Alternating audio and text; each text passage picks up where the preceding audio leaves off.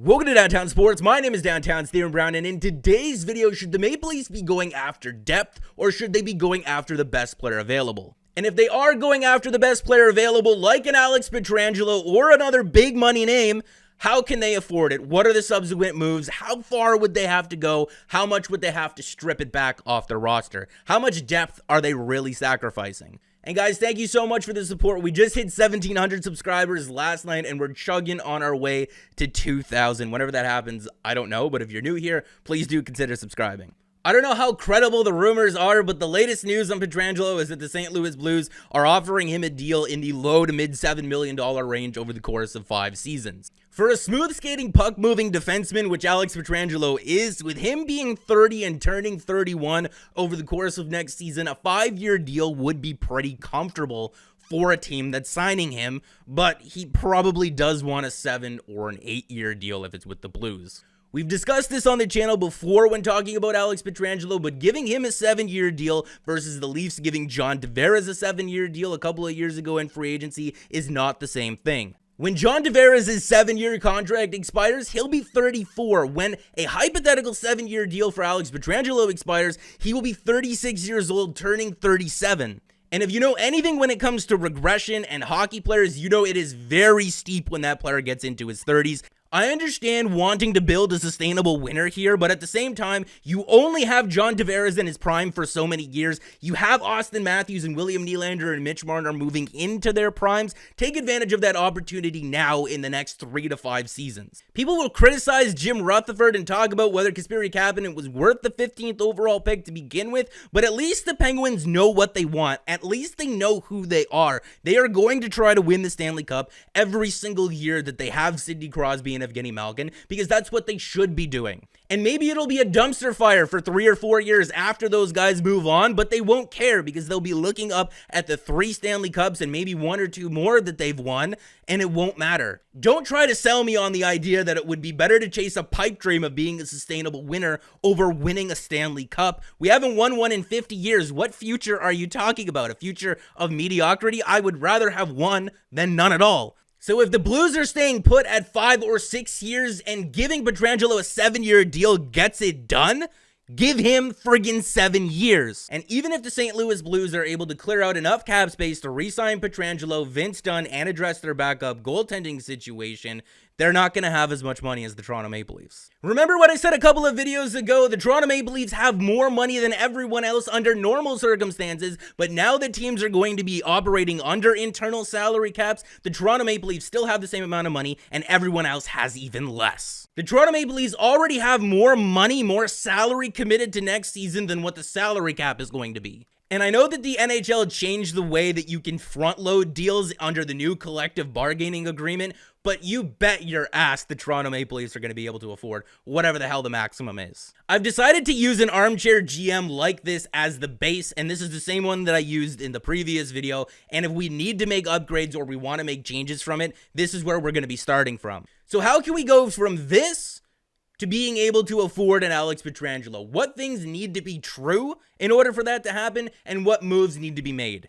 Well, I guess we can start with moving on from Andreas Johnsson, because that seems to be a foregone conclusion for many already. I guess we can get rid of this placeholder here who could be a guy like Radko Gudas or Dylan DeMello. That'll get us a little bit closer.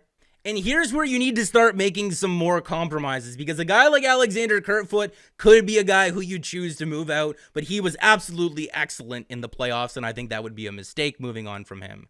I guess you could move on from a guy like Travis Dermott and use someone like Rasmus Sandin or Timothy Liljegren to replace him. I guess the next thing that we can explore looking at is moving on from Frederik Andersen. But in order to feel comfortable moving on from a guy like Frederik Andersen, 2 things need to be true. Goalie stats are an absolute nightmare here, but this is evolvinghockey.com, and this is sorted by goals above replacement. The thing that you have to remember about goals above replacement and also wins above replacement is that they're counting stats. So if a player has played a lot of games and a lot of minutes, which a goalie like Frederik Andersen has, their numbers are going to be a little bit inflated. But we've discussed Frederik Andersen at length in a video already, which I will link above the screen and in the description down below.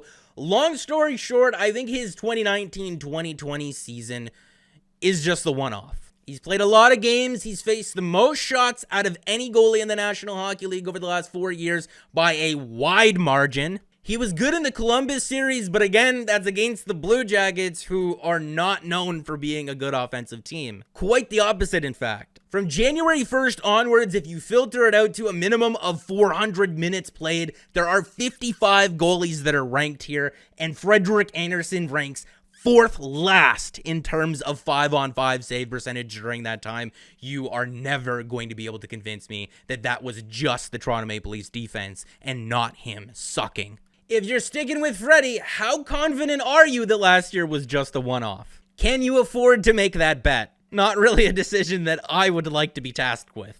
And this is my line of thinking: if you are going to replace Frederik Andersen with someone else, the someone else that you get for Frederik Andersen could conceivably be better or just as good as Andersen was last year or in years past, but he's going to be cheaper because he's not going to be a guy that could play as many games as Freddie. It's going to need to be in a tandem. So the second thing that needs to be true if you're moving on from Frederik Andersen is you need to be confident that Jack Campbell can play 35 or 40 games. And in the 6 games that he did play in front of the Toronto Maple Leafs' defense, which is the same defense that Freddie played in front of, he was very good. In the 18-19 season, the LA Kings surrendered the 11th most scoring chances against, and Jack Campbell posted a .928 save percentage in 31 games for them. Which is awesome and unbelievable, but it's also something that's unrealistic to expect from him to repeat. But it's nice to know that he did that. And if he can be just a little bit better than half the goalie that he was that year for the LA Kings, you can feel confident in going with a tandem and moving on from Frederik Andersen. All right, everyone still here? Everyone okay?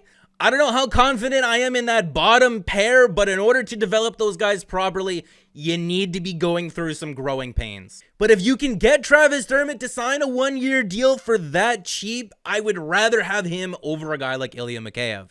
I'm sorry, the dude's 23, turning 24 in December. I am just not ready to give up on him yet. He started being a penalty killer for the Maple Leafs next season. Defensemen take longer to mature. I don't want to move on from that player. And the Maple Leafs are no strangers to shuttling players up and down and finagling the salary cap and making paper transactions. I would never scratch a guy like Rasmus Sandin or Timothy Liljegren, but you can send them up and down pretty much with free range because they're on ELC contracts still.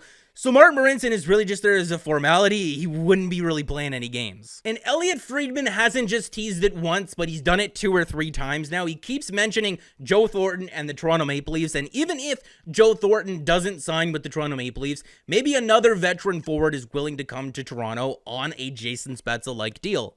So that kind of softens the loss of Mikheyev. And if you were able to do that, you'd have about $4.4 million to go out and get Frederik Andersen's replacement. I didn't want to talk myself into wanting Alex Pietrangelo because I didn't want to set myself up to be disappointed if he doesn't end up coming here, because I don't know how likely that is.